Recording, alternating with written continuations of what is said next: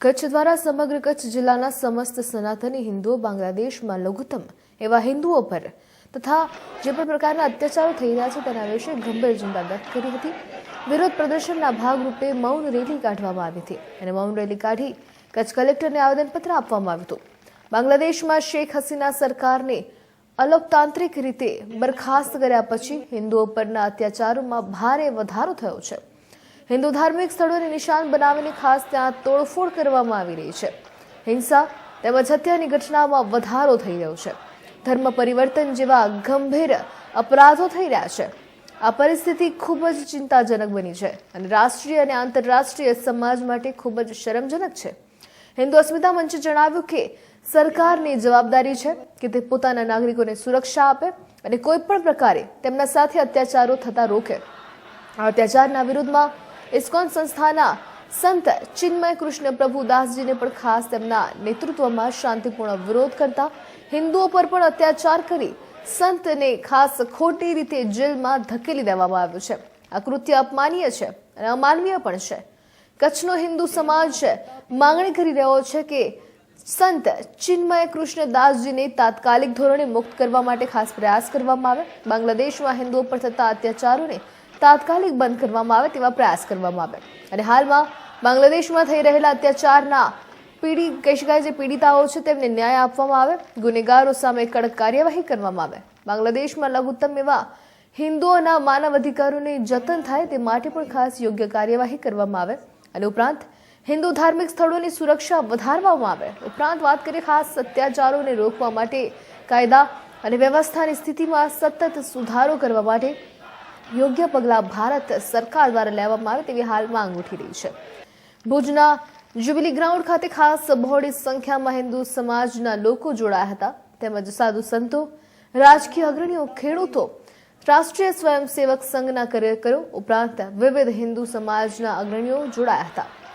ભુજના જ્યુબિલી ગ્રાઉન્ડથી ખાસ collector office સુધી મૌન રેલી કઢાઈ હતી। ત્યારબાદ કલેક્ટરને આવેદનપત્ર પાઠવવામાં આવ્યું હતું અને ત્યારે ખાસ વાત કરીએ તો વિરોધ કરવા પહોંચેલી રેલીએ કલેક્ટર ઓફિસ ખાતે હનુમાન ચાલીસાના પાઠ પણ કર્યા હતા।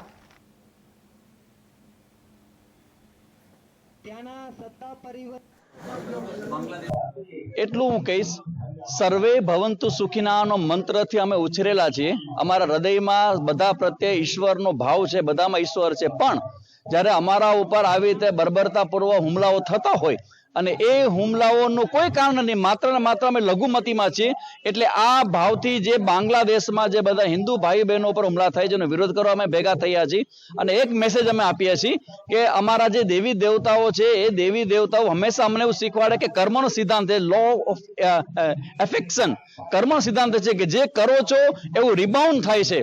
याद हो तो 1947 में पाकिस्तान में एक आखी ट्रेन भरीने आवी थी लाहौर में અને એ ટ્રેનનો જવાબ ભારતમાંથી 2 ટ્રેનો દ્વારા પાકિસ્તાનને દેવામાં આવ્યો હતો।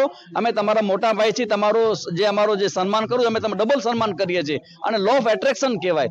તો ત્યાં હિન્દુઓ ઉપર જે અત્યાચારો થાય છે એ અત્યાચારો એ બરાબર નથી, એ પ્રકૃતિની દ્રષ્ટિએ પર બરાબર નથી, એનો વિરોધ કરવા ભેગા થયા છીએ અને અમારો અવાજ એ માત્ર 5-15 લોકોનો ન સમજજો, સમગ્ર ભારતના હિન્દુઓ 100 કરોડ હિન્દુઓનો અવાજ છે કે અત્યાચારો બંધ થવા જોઈએ, નહીં તો અમારી અંદર પણ ભગવાન જે શક્તિ આપી છે એ શક્તિનું નિયંત્રણ કદાચ અમારાથી કેટલું થશે અમને પણ ખબર નથી, પણ અમે ઈચ્છીએ છીએ કે આ બધું જે મામલો છે એ સમજદારીથી નિપટાવી દેવામાં આવે।